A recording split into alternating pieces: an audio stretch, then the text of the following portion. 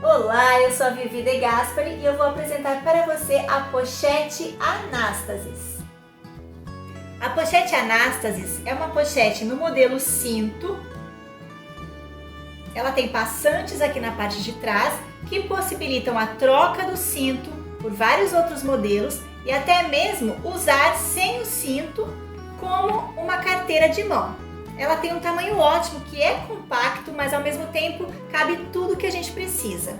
Por dentro ela tem esse bolsinho que forma uma divisória e a gente fica com dois compartimentos além desse bolso que é com zíper.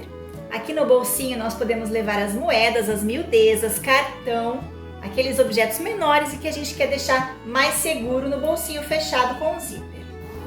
Aqui cabe perfeitamente o celular e ainda sobra espaço para colocar uma carteirinha, os documentos, uma chave, enfim, o básico que a gente precisa. Nessa aula você vai aprender a fazer esse bolso super legal, que é um bolso divisória, com as costuras todas embutidas, não vai viés nessa peça.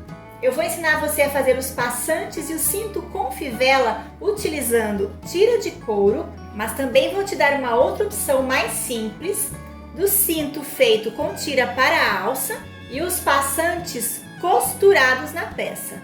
Além disso, essa peça foi feita 100% em máquina doméstica e eu ensino todas as etapas de costura bem detalhadinhas. Então, o que você está esperando para vir comigo para essa aula? Aguardo você!